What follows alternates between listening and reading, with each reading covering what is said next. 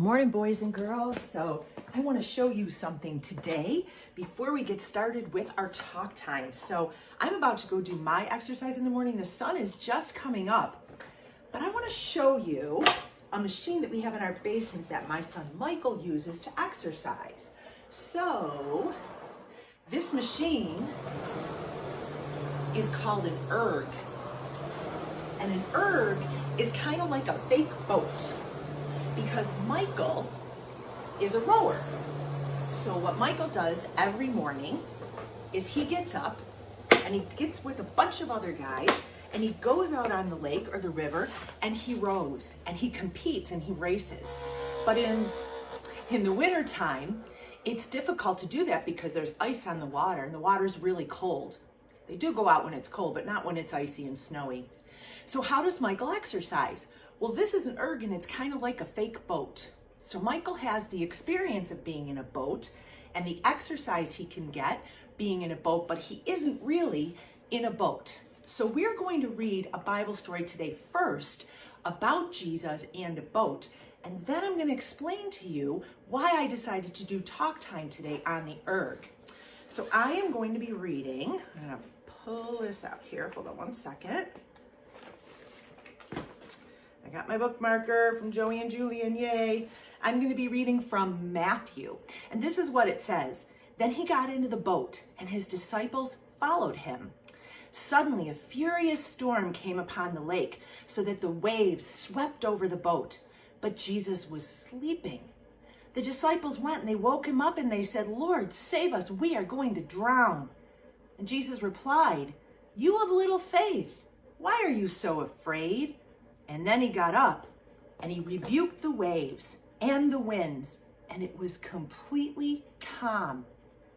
The men were amazed and they asked him, "What kind of man is this? Even the wind and the waves obey him."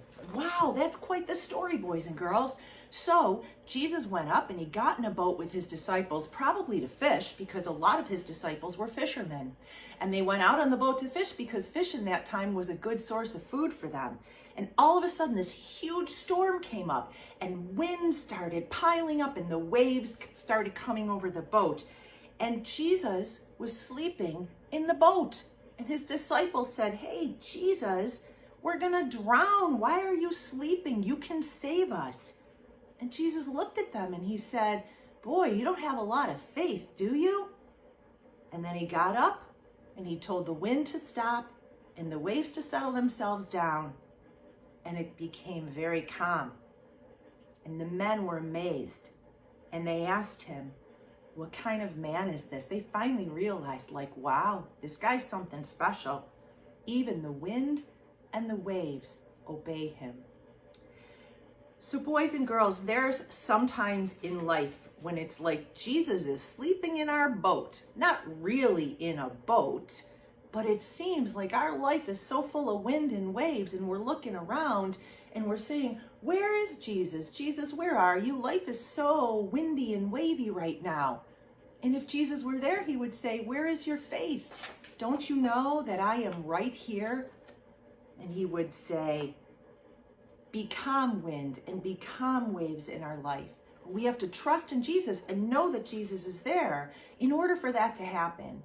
And so as we walk through these 40 days of Lent, we have to be aware always that Jesus is always there.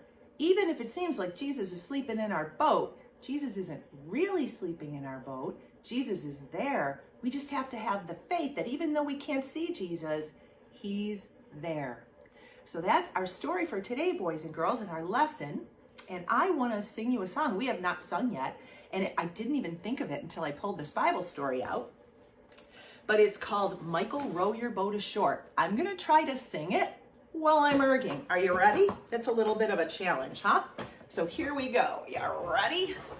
All right. Michael, row your boat ashore, hallelujah. Michael, row your boat ashore, hallelujah. River Jordan is deep and wide, hallelujah.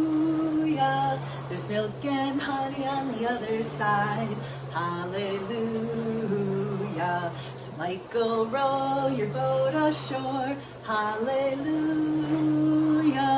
Michael, row your boat ashore. Hallelujah. Good.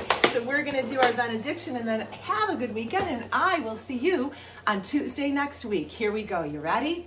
My heart loves your heart because Jesus first loved us.